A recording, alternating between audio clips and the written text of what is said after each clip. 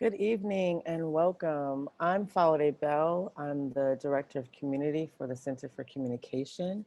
We are an independent nonprofit organization that connects students with media professionals in order to better prepare them for their careers. You can follow the Center for Communication on Instagram, Facebook, LinkedIn, and Twitter. Our Twitter handle is at CINCOM, and today's hashtag is office hours. You can join us. This program will be recorded for those who can't tune in live. You can also watch our panels from recent seasons on our website and YouTube and Vimeo channels. We plan to host more virtual programs in the coming weeks, so you can sign up for our upcoming programs via our newsletter on our website at centerforcommunication.org. Many thanks to Avery Friedman and Maria Robbins Somerville for joining us today. Avery Friedman is a Brooklyn-based multimedia professional. She currently works on news, sports, and entertainment partnerships at Twitter. She graduated from the University of Michigan in 2019, where she launched the podcast network and wrote about music for the Michigan Daily. Avery is also a proud intern alumni of the Center for Communication and Global Citizen.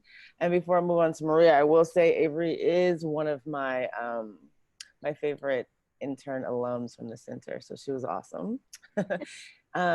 Next, we have Maria Robbins Somerville. She's an associate producer at Pineapple Street Studios. She formerly interned on the Brian Lehrer Show at WNYC and is a graduate of the Craig Newmark Graduate School of Journalism at CUNY and the University of Michigan. Now I'll turn it over to Avery and Maria, so they can both share their career paths and what they do before we start taking questions. Avery, take it away. Well, thanks, Holiday. You were a great intern boss. So I graduated last year from the University of Michigan. So I graduated class of 2019. I was a double major in English and communications. And when I was at school, I was a part of various student orgs, most relevantly probably the Michigan Daily, which is the student publication at Michigan. And while I was there, I was a music writer, and I also started the podcast section there. So um, we made weekly arts, news, and sports podcasts, and it's now continuing on past my graduation, which is great. Throughout school, throughout my time at Michigan, I had internships at Center for Communication, which was awesome. I worked at Global Citizen. I had an editorial internship there. I don't know if anyone knows it. It's a nonprofit, and it's music oriented. They put on a music fest in New York every year. It's pretty cool. And after that, after my junior year, I was looking for internships in publications or like news companies, like CBS or NBC. And I randomly applied to an internship at Twitter because Faladay actually, forgot about this until now, Faladay reached out to me and said that the Center for Communication did a on-site at Twitter. And she said, the offices are amazing, you should apply there. I randomly applied. I was like, I'm an English major. I don't know why a tech company would hire me. But a few months later, I got the first interview and randomly made it through 5 rounds of interviews and got an internship that turned into a job eventually. And so, yeah, now I just am finishing out my first year at Twitter. I've had an awesome time. I report to one of the news partnerships managers at Twitter and have had an awesome experience. Got to go to the Democratic debates in Charleston this year. It's really cool. It's great to be in tech, but connected to broader media industries like news and entertainment. So that's what I'm up to. Cool. Maria?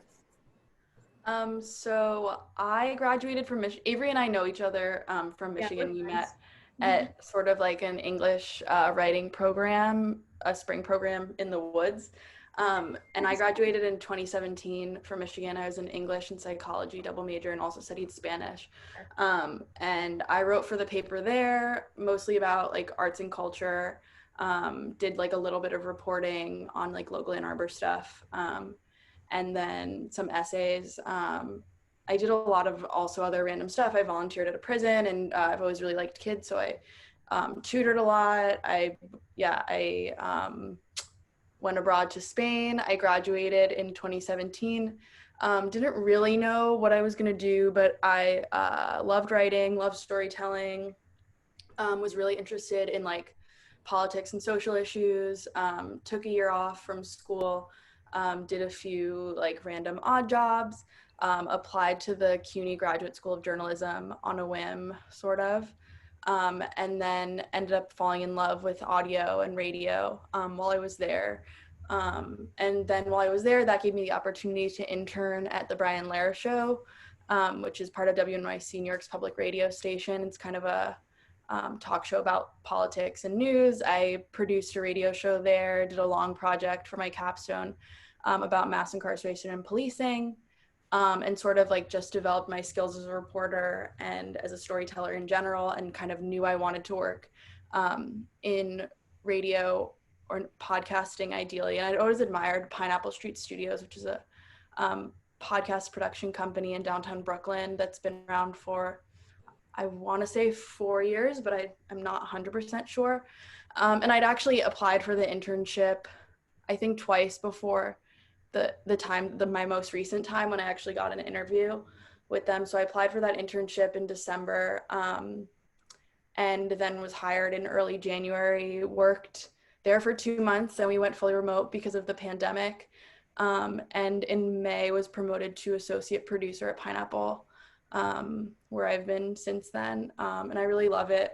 It's a really great collaborative place to work. I work on a lot of different kinds of shows. I recently, actually a trailer for one of the first shows that I've worked on has come out for Behind the Scenes Umbrella Academy. So it's a partnership with Netflix, where we do interviews with like the cast and crew of the show Umbrella Academy. So I helped produce that. I'm working on sort of like a long form historical narrative show that I'm not really allowed to talk about, but it will come out eventually. I did a partnership with ESPN, helped work on a spinoff of Pod Save America about Iowa and the caucuses. And yeah, and I do all sorts of stuff just to support the producers there. That's everything from like helping take notes during interviews to editing tape, cutting down interviews, booking, sitting in on group edits. Yeah, and it's been really fun so far. So I hope I can answer your questions. Wow, that really sounds exciting. This is going to be really fun. Okay, great. So let's get started. Our first question comes from Aaron, excuse me, Aaron at NYU. Aaron, go ahead and ask your question. Hi, thank you both so much for doing this. I'm wondering if you might have some specific advice or tips for people who are just starting a new job or maybe their first job, and we're in the situation where we're all working from home.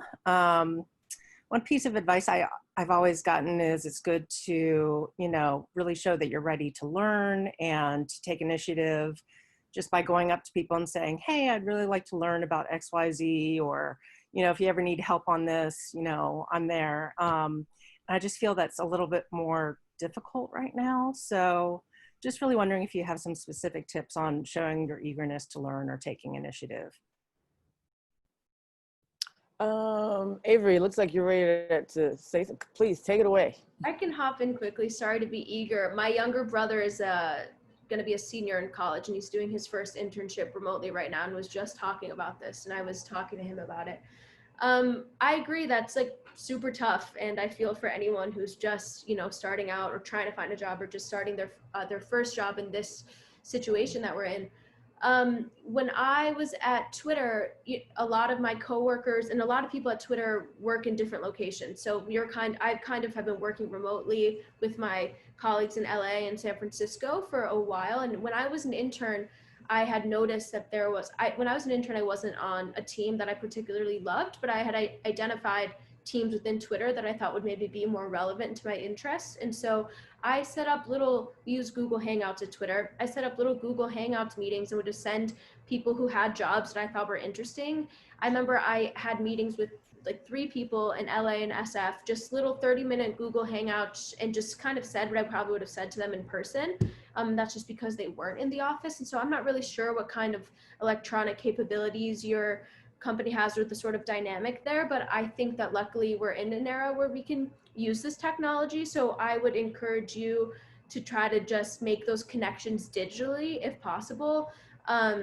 I know it's a little more awkward and maybe seems a little more formal than just kind of like bumping into someone in the office, but that ended up being super fruitful for me because once my internship ended at Twitter, my team didn't have budget to give me a job, but another team, they're a team that I was actually more interested in, they had a job open up and I had just by happenstance set up meetings with the people who were hiring. And so it really worked out for me to have made those connections. So then by the time I went to interview, I had talked to these people digitally already. And so I would think if possible, and obviously I don't know your situation, I would encourage you to try to just make those connections digitally if possible. I don't know about you, Maria. Yeah, I mean, I would totally agree with what Avery said. And I think something is like, I think a lot of the same advice that I got as like before I interned anywhere is still really valuable, and even maybe more valuable now that we're remote, is just like, I think the most important thing is to like listen and observe. Like, it's important to be eager and to be proactive, but I think it's really important to like look around and see what your team might need and like kind of brainstorm. First is learn as much as you can and then brainstorm like what you have to offer. And I think that's also like, I always felt like in the beginning I was really shy about like offering to help because I was kind of afraid to say the wrong thing, or I'd feel like I'd ask a question that was stupid. And I think you kind of need to get over that pretty quickly and just realize like everyone who you work with was in your position at one time. And also the worst thing that happens if you say like, oh, well, do you need me to do this task, is they say no. And the reality is like, I think especially in my field in audio, I feel like attention to detail is really, really crucial. And so in the beginning, and I mean now still, I feel like looking out for little details or like even really small tasks that you can do that would make the experience of the people on your team better or smoother. Those types of things are things that I think if you're in an intern position or somewhere where you feel like maybe you're not given like as much instruction because you're remote or because of whatever reason, to kind of go that extra step and say, well, maybe they want me to do research on this one thing to like help speed the process along, or maybe they need notes for this meeting or something like that. Or I think in any opportunity where you have people like brainstorming or pitching, really trying to be extra prepared for those meetings. And, you know, you don't want to be the first person in the room to speak because you're new, if you are unexperienced. I think it's important to own that, and also to make sure you're letting other people be heard. But like, if you come with some ideas, come with something to offer, and I think just like make yourself invaluable. One of the projects I'm working on at work, like early on, I mean, I knew I wanted to stay, and so I basically like really kind of took control, sounds like a weird way of saying it, but really educated myself on like one part of a narrative that I'm working on. So I knew and created kind of like some systems for organizing that information that really like I was the only one who knew how they worked, so that letting me go would be pretty difficult for the team. And also it helped them. So it was like a win-win situation. I don't know if that answers your question. No, that was really good. That was really great, you guys. Okay, awesome. All right, so we have a few anonymous questions. I just want to put out there that, you know, you don't have to be afraid. We don't have the video on. So if you guys want to ask the question live, yeah, please, you can do that. All right, so the next one, like I said, a few are anonymous. So I'll go ahead and ask. So to combine what they're saying. Okay, so both of you guys, it basically looked like went from your internship to your current position. How was that transition, basically being in your internship while you were in school and then going from being intern to being a full-time employee? Like how's that transition for you guys? I can talk about that one. Okay. So I mean, my situation was a little bit different because I started, my internship was a full-time internship. My internship at Brian Lehrer that I had before this was during the summer, and it was full-time. So I did that. And also, I mean, I'm just gonna say, I don't think you should do unpaid internships. Maybe people disagree with me, but like you should be getting paid at least minimum wage. The companies that you work for are profiting off your labor. Like, don't do it for free. Retweet. And especially not full-time. I mean, you can only do that if you have a lot of disposable income, so whatever.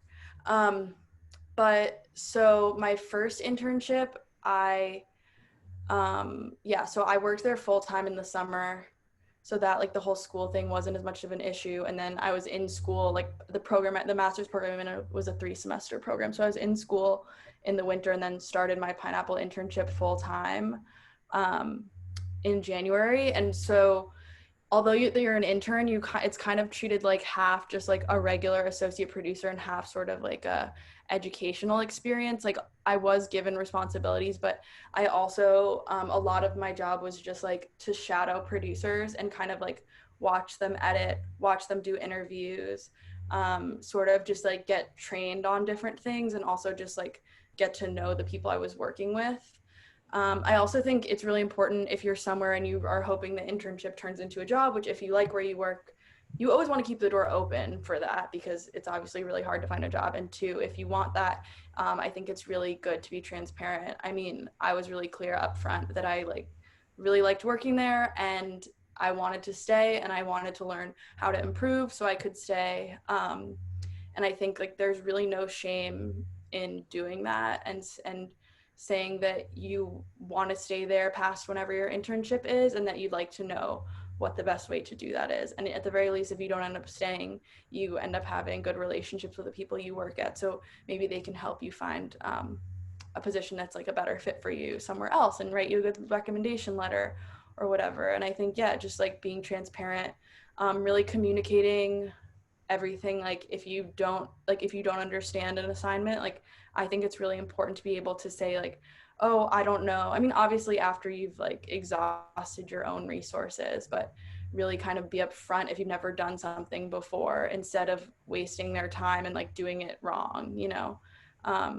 So I think, yeah, those things like helped me sort of transition from my position as an intern to an AP. I mean, it was a smooth transition. It wasn't like I woke up one day and like my whole life was different because now I'm an associate producer and not an intern, but that's not the same everywhere. Nice. Avery, do you have any thoughts to add?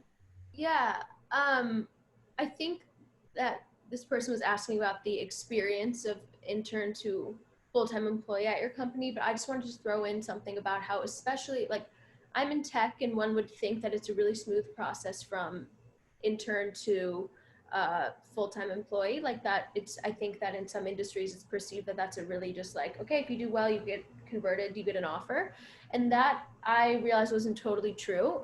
For non-engineers often in tech, like you have to sort of advocate for yourself and prove your value in a different way because your job isn't as foundational to the existence of the thing you're working for. I don't know if that makes sense. And so I found so this might not be totally related, but if you are in a job that you really, I agree with Maria that you really want, or in an internship that you really want to become your full-time job, advocating for that, making that known, and like getting kind of creative about how you can make that happen for yourself and how you can prove your worth. And I think just also asking, like having a transparent relationship, or at least trying to forge that as much as you can with your manager about like, do you think this is possible for me? Like, what can I do? Ideally, I would love to do this. I ended up, I was an intern after my junior year at Twitter, and then I ended up extending my internship. So I was an intern throughout my senior year at Michigan. I interned 10 hours a week remotely. I just had like one meeting a week with my boss and would do whatever she wanted me to do. And I knew that kind of step of interning remotely was going to be important for me to like be involved in the company when I graduated. So it would be more of a seamless transition. But anyway, and I think just the experience of going from intern to full-time employee at a company, I agree with Maria. Like if you've been there, you kind of know the drill. And if you are in a type of intern role where you're doing legit things and feel like you have responsibility, then it's not that different. The one thing that I will note, which I think is less of from intern to employee and is more just from job to job, as I got a new manager and management styles are super different. And so It was a really, and like I think as an intern, my manager when I was an intern felt a big accountability to like really kind of carve things out for me and give me things to do because I was an intern.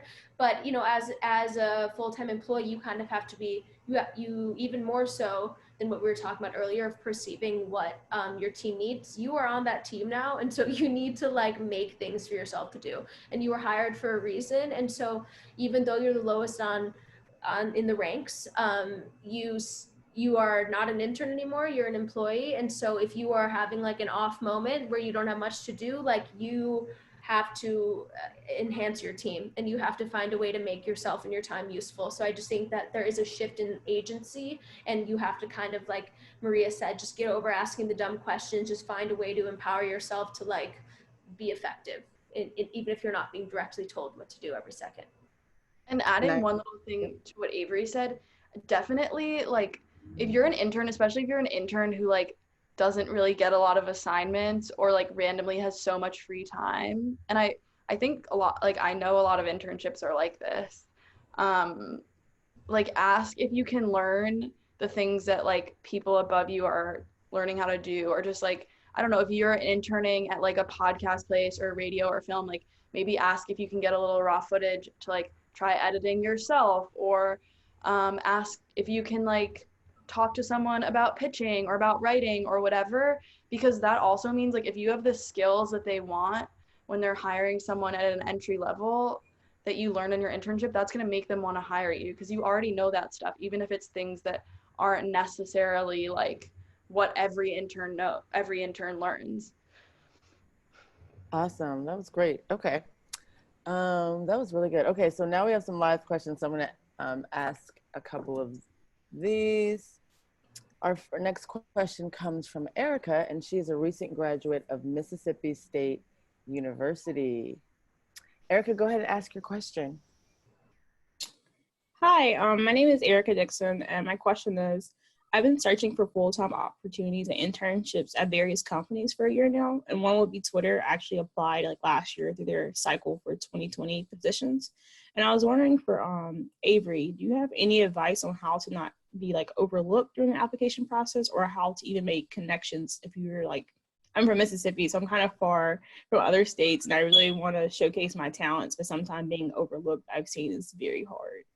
Although I've actually had other internships experiences like out of state, getting to Twitter has been like the hardest I've ever like tried. Right.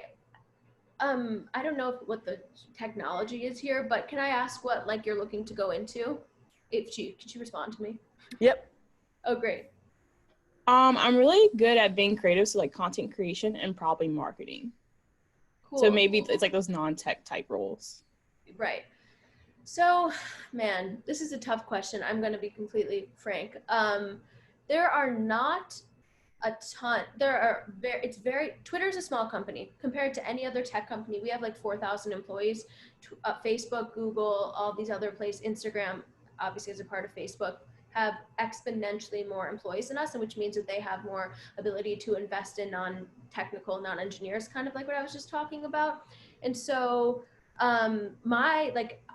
it's pretty rare to see an entry-level non-technical job opening at Twitter.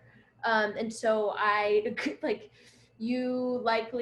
it's just crazy, the few amount of jobs that they have. And so I feel for you being overlooked. And also, if I'm being frank, I'm pretty like confused how I got my internship at Twitter. Because my initial advice would be like, obviously use LinkedIn. I'm from Ohio, but I went to a big school in Michigan, so like leveraging your school networks. I don't really know if anyone from your school in Mississippi works at Twitter, but you know, leveraging your LinkedIn networks, and I would say making those connections and just reaching out to people in weird ways, trying to find some sort of personal link to make your connection relevant. But yeah, I applied and some algorithm spit out my resume, I think, and got me like something, I don't really understand how I got to the first round of internship interviews. But I would say just scour that job site. And I'm sorry, I know that there's no magic formula to make this easier, but I would just be on top of that job posting site, like I'm sure that you are, and looking and seeing whenever a job that you would think you'd be qualified for is posted, and just immediately trying to make a connection, like using LinkedIn, trying to make a connection with somebody on that team. And yeah, and of course, and it unfortunately is a little bit harder right now at Twitter also to find a job, like, and at any company or most companies that are struggling with revenue due to COVID. And so I would also say, you said you were creative and you are interested in content creation. Like that there isn't really much content creation at Twitter. And I was interested in that too, and I discovered that by working there. There definitely is marketing, and I apologize if this is like a dissatisfying answer, but I would also say maybe open your scope a little bit more. And Twitter does hire for a lot like more higher level things. So like, you could come back in a few years and get that job and, at a senior level marketing manager position or something like that. There tends to be a lot more openings there, but obviously feel free to reach out to me if you have like specific jobs that you'd be interested in. I'd be happy to try to connect you with the relevant teams. So yeah. Awesome. I empathize with your struggle. I do. Great. Okay, so our next question is from Neha. I hope I'm pronouncing your name correctly, and she is currently at NYU. And Neha, go ahead and ask your question. Great. Hi. Yeah, my name is Neha. I got to NYU, and my question is, in regards to remote working, what has worked best for you to be productive, and what are you also still working on? Maria, you want to start there? You want to start with that one? Yeah. I am so still figuring this out. I'm so grateful that I have a job where I can work remote. I think podcasting is like one of the industries that's actually been quite safe through all of this, and I feel so grateful for that. I also am really lucky to have like managers and supervisors who've been really understanding that like we're not working through normal times right now. But I still would love, like if it were safe, would love to be going to the office. I don't like working from home at all. I find it really hard to like separate my work and life when I'm like next to my fridge. I have roommates and all of that. But I think really being just being pretty strict about if you work I work 10 to 6 at the office. I try not to work before or after that when I'm at home. I also think something really important is like where I work, it's super collaborative, and like I feel like I'm constantly checking in with coworkers every morning, or the producers I work for, I go to their desk for 5 minutes in the morning and while we have coffee and talk about what I'm going to be working on that day. So I kind of try and recreate those experiences virtually as much as I can, even though sometimes, as Avery said, it feels like a little awkward or a little unnatural, just doing maybe that 5-minute Slack message of like, hey, this is what I'm doing today. This is how long I think it's going to take me. Do you need help? That kind of thing. Also, I make sure to like try and take walks during the day and take breaks and like be kind of transparent with whoever I need to be about when I'm taking those breaks, and like honor them. Yeah. I feel like I've seen a lot of people who like are really, because they work from home, like let themselves be or getting exploited, or they just like are being kind of forced to work overtime. And I think that's really not good, and you need to like really protect those boundaries. Wearing jeans stinks, but I also think you should change out of the clothes that you slept in. That's also good advice. Avery, anything to add? Yeah, I mean, that is good advice. I think it really depends on like how you're motivated and like what you need to do to feel like engaged. Like I am somebody who, I don't know, I live in New York City. My apartment is like not that big, or even when I was home for a bit in a bigger space, but I need to like move my body a little. And so it's been really helpful for me, just especially, things have opened up a little bit in New York City right now. I will walk and get in my mask and get like a coffee and walk back. I think that, yeah, just getting your brain and body going in the morning has been really helpful for me, because, or else it is easy for me at least to stay in kind of like, just rolling out of bed, might like bring my laptop to my bed and just see what's up there. Which, yeah, and I think, I also think that finding a way, like when I've had slower days at work, I found it like somehow more difficult and frustrating.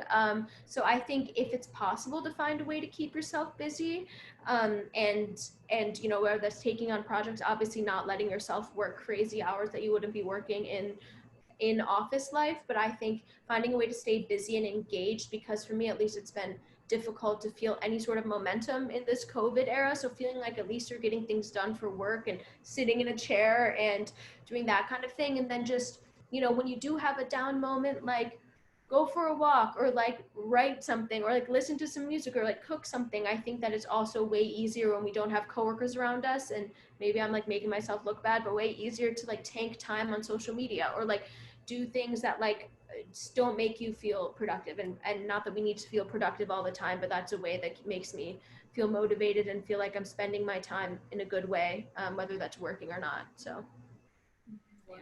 Oh, I have a good app recommendation if you want to stay more productive. Okay, One, I think go if ahead. you can, No, go ahead. one, if I don't need to be online, I turn off my Wi-Fi. So like, if I'm just like editing or something, I also have Slack on my phone, but I turn off my Wi-Fi. I also use this app. This is like, I'm really just revealing all my secrets here. I use an app called Self-Control that's free that you can download on your computer that blocks any distracting websites. So Wow. I like to use that when I work from home, because if you work from home, your coworkers won't know if you just go on YouTube or go shopping online, right? But if you block them on self-control, it's just like you're at the office and you can't go there. Nice. Okay. Let's see. Our next question is from Anonymous, and so I'll ask, and it says, how do you become a multimedia artist or professional? So what have been your most defining projects for your career? Who would like to jump in with first on that one? You can just give a couple, because we have a couple more questions. Okay, I can go. I mean, I think that is by self-definition, you know, like you are an artist, and your mediums are what you decide they are. And so if you think you're an artist, and you're an artist, and you can use whatever you want to use to do that. And I think that for me, when I say I'm like a multimedia professional, it really just speaks to my interests and things I worked on. Like I wrote a lot in college, and I'm 1 year out of school. So like, you know, I don't have that much experience outside of college, but you know, I wrote about music in college. So I did some arts writing and I wrote essays, and I loved that. But then I also, like Maria, I love audio. And so I prioritized, you know, breaking into that way of storytelling and that way of narrative by starting the podcast section at Michigan. Or you know, and at Twitter, like it's definitely a more corporate form of like multimedia professionalship. And so just getting, and that has expanded my my abilities in marketing and in partnerships and in, you know, content that exists on social media solely. And so I think that just it's been kind of cool to have that varied range of experiences, but still, you know, hold on, even though I'm not writing a lot right now and I'm not producing podcasts right now, those aren't things I'm ruling out for my future. And those are things that were definitely formative in my past to get me here now. Nice. Anything to add? You said it perfectly. I don't really have like more to add. Perfect. Okay. Our next question comes from Carrie Ann. Carrie Ann, go ahead and ask your question. Hello, can you guys hear me? Mm-hmm. Yes, so my name is Carrie Ann. I'm currently a senior at the University of Illinois at Urbana-Champaign, so I'm familiar with UMich. My question is, I see that you guys are both from the Midwest, and I'm currently entering my senior year as well as completing a summer internship with Viacom CBS and BT. I wanted to know, did you guys maximize your time during senior year to prepare for a move to New York City? So I'll actually jump in and say, even though I went to school at Michigan, I'm actually from Brooklyn. So, and I think I knew that I wanted to come back to New York because I love it. So I'm not that helpful. So Avery, you can go ahead. So I'm assuming your internship has been remote. Yes, it has. Okay, cool. So yeah, I mean, I was lucky that I had a summer or two under my belt of living in New York. And so I had kind of experience of city life. Yeah, I'm from a small town outside of Cleveland, Ohio. But so in terms of my senior year, I think that I I was very extracurricularly involved, but I was lucky to be able to dial some of that back by like my second semester, my senior year. Honestly, you need to enjoy your friends and have a good time, like and soak up, especially if you love where you go to school. Like I was lucky enough to just soak up that experience, but also, um, yeah, making time to apply for jobs, taking some time like on the weekends or when you don't have a ton of homework to like browse LinkedIn and try to just set up random calls with people whose industries you're interested in. I think that if you need help, like if you need ideas about how to find a roommate or anything, like again, hit me up after. I use Craigslist. I'm not sure if I should advise that, but and yeah, I think that you have experience interning at a big company, and so you've inherently made some connections doing that this year, and I think that that will really, really benefit you. And I think that going to a big school like Illinois or like Michigan, to me, Michigan was a perfect stepping stone to like the real world or to a big city because it's a big college campus and you're around a ton of people. And so I think that professionally, yeah, just kind of taking stock of your college experience and what really fulfilled you and what really gave you life from that, and your internship experience, and kind of honing in on areas that you could target for your job as you move through your senior year. It's a great time of reflection, and that can be personal and that can also be obviously professional. So you can just, I'd say, trust your gut and what's felt good for you. And if you want to go to New York City, like I'm sure you will be great there. Awesome. Okay, great. Let's move on. Our next question comes from Liza, and she goes to Marymount Manhattan College. Liza, go ahead and ask your question.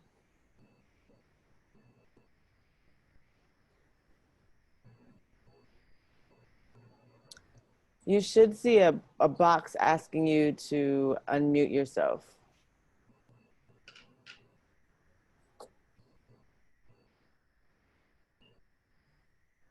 Okay. Sorry, my computer was asking me to put down passwords and things. Hi, so my question is, how did you guys go about finding internships and positions in audio? And like, what skills do you think are kind of beneficial to highlight on your resume when it comes to trying to find an audio position? Maria, you want to take it? Yeah. So my first audio internship was at WNYC at Brian Lair. I was like a big fan of WNYC for a long time, totally grew up listening to the show here. I went to CUNY Graduate School of Journalism, and every summer they have a mandatory paid internship. Everyone does one. And so my school had a lot of connections with WNYC, and I knew that they were hiring for that role. So I talked to the guy at the career fair both times, brought my resume first time, didn't have a lot of experience, asked him what he would look for in the future, what kind of things I should highlight that were already there, what I should do in like the semester between to improve it, and just talked about why I was enthusiastic and like what I wanted to learn.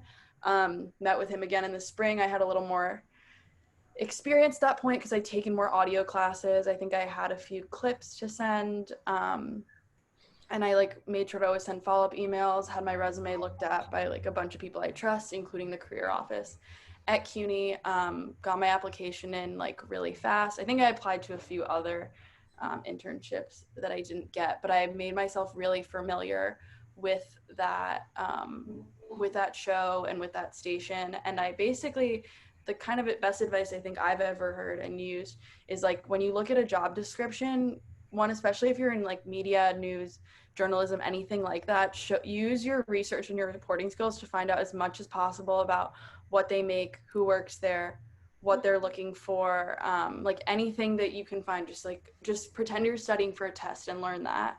And then make sure that in your cover letter, you really like say why you want to work there and not somewhere else, and show that you're really familiar with the show. Don't just copy and paste. And then on your resume, try and really tailor the skills that you have to match like what they want in the description. I mean, you have to tell the truth, obviously, but like look at the ways your own experience can demonstrate that you've done things they want you to do. I mean, I always try and like, I have a lot of non-media experience. You know, I've worked in different capacities as like a researcher, a writer, spent 5 years working at a summer camp, like have spent time with people who are incarcerated. Like I use all that when I can to talk about how those experiences, you know, admin jobs I've had, whatever, have like helped shape me. You obviously don't have a lot of space, but I am really able to explicitly say why those things make me someone who you would want to hire, even if it's in a different field. And then of course, like I took advantage of every basically relevant opportunity that was offered to me at school, in graduate school. I mean, in undergrad, I was like, didn't really know what I was doing, and I was extracurricularly involved, but I wasn't like exactly fixed on a career. So I did all that for my first internship. And then at Pineapple, I really liked their stuff. I also knew someone who went to Michigan who worked there, and like we talked about it. And so she like looked at my cover letter and told me what she thought, what kind of changes she could make. And so I think that really stood out. They didn't know that I knew her, but I knew that like having somebody who worked there, like look at my application and kind of tell me like what things to highlight, that is like the most helpful thing you can have, because a lot of these places are really not transparent about what they want, and it's really hard to know if you don't know someone there. So I think definitely if there's any way that you can, I mean, I was really lucky to like have the network I have, but and I think that was probably the third time I applied for the internship, but definitely if you can get any kind of like second opinion on any of it, and just really just be so familiar with the place that you apply and like what they're looking for. Yeah. That was great. Very great. And I think that could apply to sort of any internship, actually, really. Okay, so our next question, we're down to, I would say, our last two, maybe three, we'll see. Our next question comes from Alec York at NYU. Alex, go ahead and ask your question. Hi, yeah, I'm Alex from NYU, and Avery, I'm also from a small city outside of Cleveland, Ohio, so that was really shocking to me when you said that. Name drop your city, is if you're Avon Lake. Avon Lake, nice, west side. Yes, are you from the east side? Mm-hmm. I'm from Chagrin. Oh, very cool. But my question for you guys was, I know you guys both have pretty different jobs from each other, so I'd be interested to hear from both of you guys. But what was your typical work day like before quarantine? And then as we've moved virtually and online for everything, how has that changed? Is it just, you know, how you're working that has changed, or has the actual work that you've been doing changed a lot?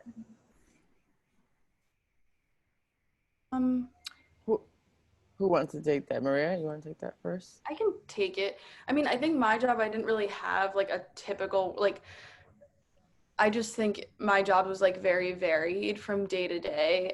It wasn't like I necessarily had like a routine every day, just because, I mean, especially I think where I work is pretty unique in that like everyone who works, all the producers who work at Pineapple work on a bunch of different projects all the time. Like I usually have been working on 3 shows at a time. So it's kind of up to me, like partially up to me about how I manage my time. And then also like I work on deadline and stuff too. So if things are more high priority, I might spend more of a day working on that. Like recently my show's been in production, so I'm really like doing a lot of editing all day. I mean, the main thing that's just changed is that I think, I mean, podcasting and radio, I feel like are very collaborative, which is really why I was more interested in doing this than like going into print or something. You have a lot of just like big group discussions, and a lot of like in-person meetings when there's not a pandemic going on. And so that was a big part of my day. Like having those type of large meetings was a big part of my day beforehand, and now, I mean, some of that's taken to Zoom, but a lot of it isn't. So I think, yeah, it's just, I spend a lot more time like alone now, and otherwise it's not really that different. I mean, obviously all our recordings are remote, so like that's really different. That in-person stuff is so different. We're recording all our guests on Zoom, but overall I wouldn't say like the kinds of work I'm doing are different. I mean, I'm also in a weird position because I was promoted during quarantine. So for example, like I started editing a lot more in Pro Tools and Hindenburg, which is the software that we use like during this time, and kind of have like done a lot more of that. But otherwise it hasn't, like the actual content of what I'm doing hasn't changed so much. What about you, Avery? Any big changes? Honestly, you know, I just think that the in-person aspect and just like chunking up my biggest changes have not actually been in like work content. Like I mentioned before, half my team isn't even in the New York office, and so a lot of meetings, you know, even it would just be like we would be zooming in people. So a lot of our meetings would be with a lot of remote people, and a lot of the work that I do exists over email or like making various marketing materials like on my computer. And so my work has really not changed that much. I mean, it's interesting just from the aspect of a lot of the partnerships that I would work on at Twitter would be in person. So like we would do partnerships for Coachella, or like like I said, the Democratic debates in Charleston, or your sporting events. And so we would be a lot of times on site, or we would be crafting partnerships with various companies or organizations that would be rooted in in-person events. And so we've had to actually sort of improvise. And so we've been thinking of how to make collaborative partnership events exist just on the platform. So we've been doing listening parties when an artist launches an album, instead of, you know, doing something in person at a music festival. Or we would be working on live streaming things, or we would be doing Q&As with journalists, or trying out new products on Twitter, and doing kind of partnerships that exist just on the platform as opposed to in person. And so in that way, we've had to get a little bit crafty with the work that we do. But my day-to-day as, you know, an entry-level partnerships person at Twitter hasn't changed a ton. Yeah, I just honestly miss riding the subway. Nice. Okay, so our next question, and this might be our last question, guys. We'll see if we have a little bit more time. Thanks to everyone who asked questions, and I'm sorry we can get into all the questions. This one is specifically for Maria, so we might take one more. Maria, did you ever consider Columbia's J School? If so, what propelled you to decide on CUNY's J School? I basically only went to CUNY. CUNY was the only journalism school that I applied to. I frankly didn't think that anywhere else was worth all that money. I already like went to a really expensive undergraduate program. I wasn't about to go into a ton of debt to go to Columbia and like maybe not even get a job in the industry. And yeah, so I didn't really even consider going to Columbia. No shade to people who go. I think like a lot of amazing people teach there, and a lot of great writers and journalists have come out of there. I just didn't think it was worth it. I was going to pay like a fifth of the price to go to CUNY. CUNY also was really important to me, like their commitment to understanding New York City and how to report on it ethically. The student makeup was much more diverse. And that was like also really important to me because it's not prohibitively expensive, and they actively recruit people who typically aren't in newsrooms. And I think the CUNY newsroom looks a lot more like how I think newsrooms should look, as far as like racial diversity and socioeconomic diversity. And I just saw like I was just really inspired by the work coming out of there. I liked that it was new. I liked that I knew I would get training in all multimedia things, which I don't know that every Columbia student does. And I also liked that it had a guaranteed paid internship, because that was also the thing, is when I graduated from undergrad, I didn't really have internship experiences. I'd worked and I'd volunteered a lot, but I didn't really have any media internships. And so I knew that to get entry level jobs, like I probably would have to have some more internship experience. But if you're a certain amount out of college, you can't even get those. So I knew that by going to CUNY, I definitely would get experience and would get clips, and would have a degree from a place that I was more aligned with my own philosophy ethically. Nice. All right, so our final question is anonymous, and the last question is, what has surprised you about working at Twitter and Pineapple Street Studios? So I would imagine what has been the most, I don't know, what's been a highlight. You guys decide what that means to you, and that could be sort of like your final thoughts.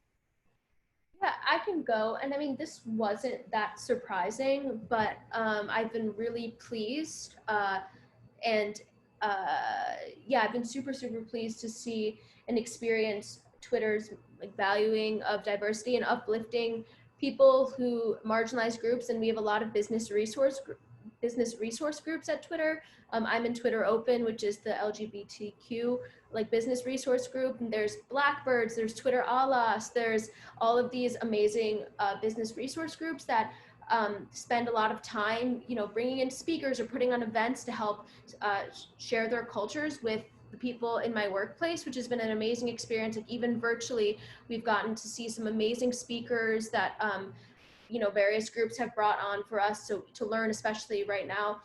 In the time that we're living in, I felt like it's been really crucial. And I've also just been really, obviously no company is perfect. And I've been happy to see Twitter also step up in, actioning harassment from the president or things like this. It's been nice to, and obviously people have a lot of opinions on how that should be handled, but especially in a time of a lot of uncertainty and, and a lot of crazy stuff going down on www.twitter.com.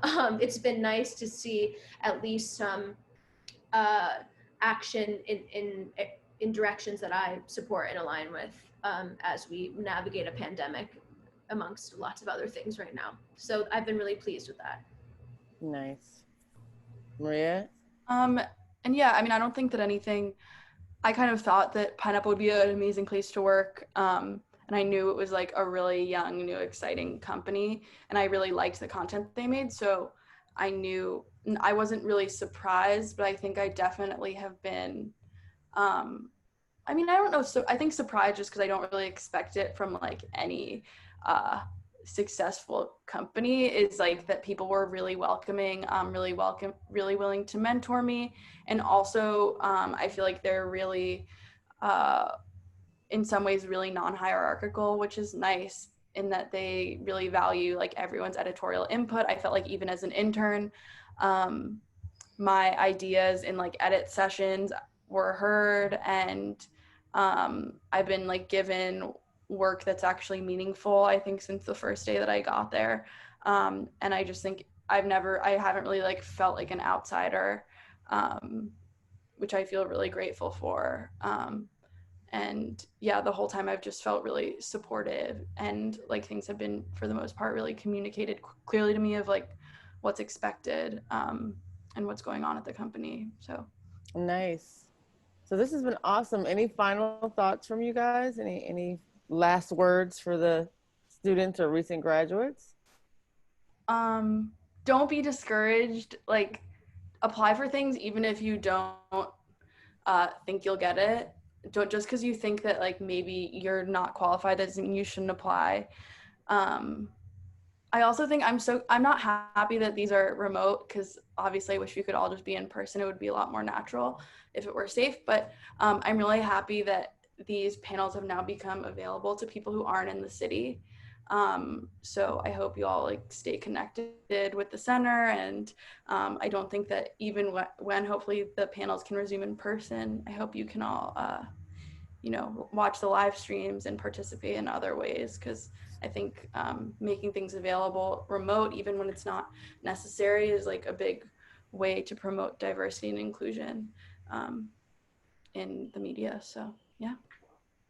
Yeah, I echo all of that. And I just, Yeah, I feel for you all right now. If trying to find a job right now or finishing up your last year of school right now, it is a crazy, crazy time. And I think it's great that you are coming to things like this and trying to forge connections and get advice from people who have been in it. I also would just say, yeah, don't be discouraged. And like when you apply to something, you never know like if you don't get a job, like you never know what factors are going on behind the scenes. So don't get discouraged, and it's likely not even about you if you don't get that job. And so I think that I would advise, yeah. So don't take it personally, but also as you kind of, and of course, getting your resume and your application seen is the first step and is extremely important. But if you make it through a few interviews or something and you don't get something, like this has happened to me many a time. I just like to think that, you are looking for something that's a good fit. And if that company doesn't value you for what you brought to the table in those interviews, then you probably don't want to work there. You want someone who's going to be hype about what you bring and the conversations they had with you. And, it's ultimately probably a good thing, if that didn't work out. And I know that that's like kind of a weird way to view things, but just know that you are an asset to whatever you are looking into, giving your time and your labor and your work, and just don't be discouraged and be crafty, and trust your gut. And your first job's not your last job. And so if you have to take something you're not obsessed with, like that's just going to get you further in the long run. And yeah, I believe in everyone. Oh, My manager always says be kind. I think that's really important, especially if you work in media, like, because you don't know, like, just don't burn any bridges. Be a friendly person that people want to work with. Like, that's as important as your interview, and especially like in your resume. Like, if you, especially you just don't. These industries are so small, and it's like you don't know who you'll cross paths with again. So I think that's also really worth it. And also, you shouldn't be like just only obsessed with like what company you work at, because that doesn't really say so much about you. great. Wow. Thanks, you guys. That was some really, I was taking a lot of notes.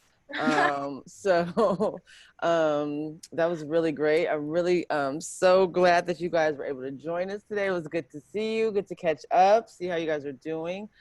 For all of our viewers, please, you can join us next Thursday, July 30th, for our next office hours with Bree Frank.